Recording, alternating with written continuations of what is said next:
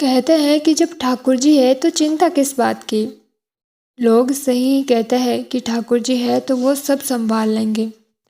नमस्कार दोस्तों, मैं ममता आपको ठाकुर जी की एक ऐसी कहानी सुनाने जा रही हूँ जिसे सुनकर आपको भी यकीन हो जाएगा कि हाँ, अगर हमारी ज़िंदगी में हमें ठाकुर जी पर भरोसा है तो हमें चिंता करने की कोई भी ज़रूरत नहीं है।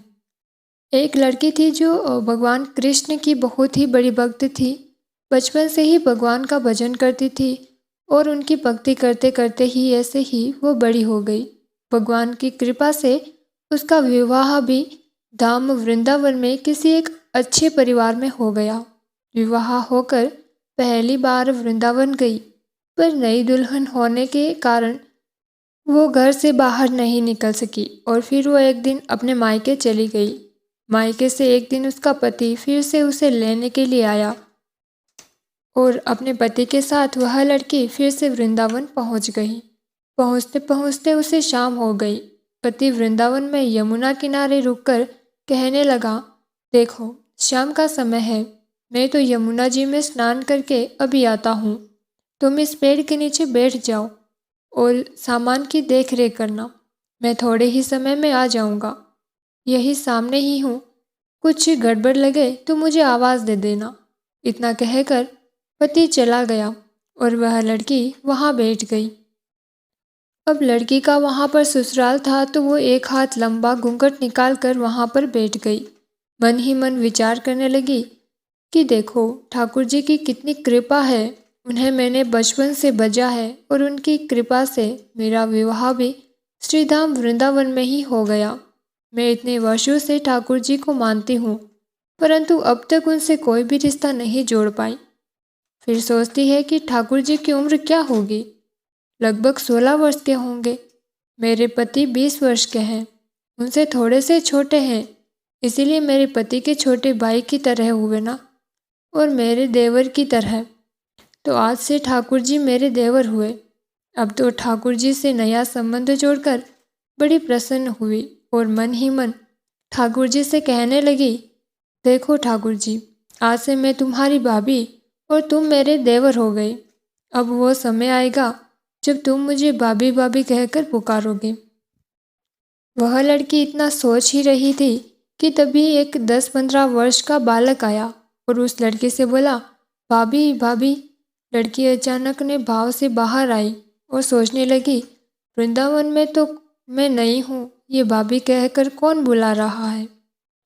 नई थी इसलिए घूंघट उठकर नहीं देखा कि गांव के किसी बड़े बूढ़े ने देख लिया तो बड़ी बदनामी होगी। अब वह बालक बार बार उसे पुकारता, लेकिन वह उत्तर ही नहीं देती। बालक पास आया और बोला, भाभी तनिक अपना चेहरा तो दिखाई दे।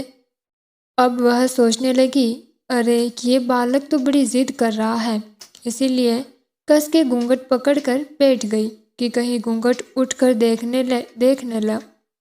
लेकिन उस बालक ने जबरदस्ती घूंघट उठाकर चेहरा देखा और भाग गया।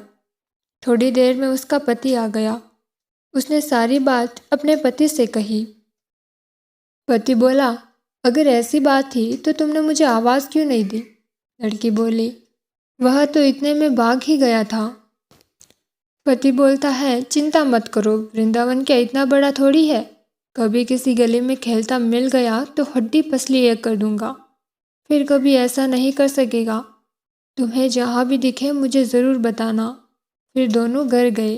कुछ दिन बाद उसकी सास ने अपने बेटे से कहा, बेटा देख तेरा विवाह हो गया है, बहू मायके से भी आ गई है, पर तुम दोनों अभी तक बांके बिहारी जी के दर्शन के लिए नहीं गए।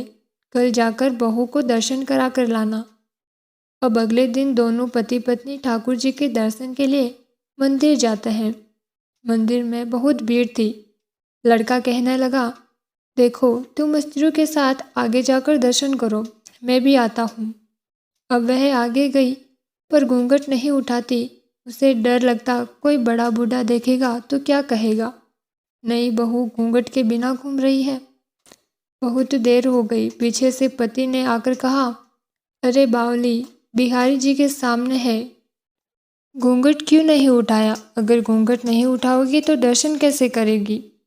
अब उसने अपना घूंघट उठाया और बांके बिहारी जी की ओर देखा तो बांके बिहारी जी की जगह वही बालक मुस्कुराता हुआ दिखा। तो एकदम से चिल्लाने लगी कि सुनिए, जल्दी आओ जल्दी आओ। पति पीछे से भागा भागा आया और बोला, क्या हुआ? लड़की बोली, उस दिन जो मुझे भाभी भाभी कहकर भागा था वह बालक मिल गया। पति ने कहा, कहाँ है? अभी उसे देखता हूँ। तो ठाकुर जी की ओर इशारा करके बोली, ये रहा, आपके सामने ही तो है। उसके पति ने जो देखा तो अवाक रह गया और बोला, तुम धन्य हो, वास्तव में तुम्हारे हृदय में सच्चा भाव ठाकुर जी के प्रति है। मैं इतने वर्षों से वृंदावन में हूँ, मुझे आज तक उनके दर्शन नहीं हुए और तेरा भाव इतना उच्च है कि बांके बिहारी जी के तुझे दर्शन हुए। तो दोस्तों, भगवान के प्रति अगर मन में सच्चा प्रेम हो तो वो किसी न किसी रूप में हमें आकर ज़रूर मिलते हैं।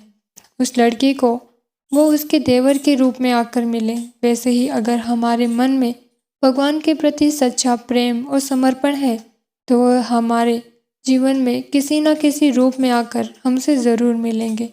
तो भगवान पर हमें हमेशा भरोसा रखना चाहिए। दोस्तों, आपको हमारी यह कहानी कैसी लगी हमें कमेंट बॉक्स में कमेंट करके ज़रूर बताना। और अगर आप हमारे चैनल पर पहली बार आए हो तो चैनल को सब्सक्राइब करके बेल आइकन के बटन को ज़रूर दबाएं ताकि आने वाली वीडियो का नोटिफिकेशन आप तक पहुंचता रहे। मिलते हैं आगे ऐसी ही कहानी में, तब तक के लिए अलविदा।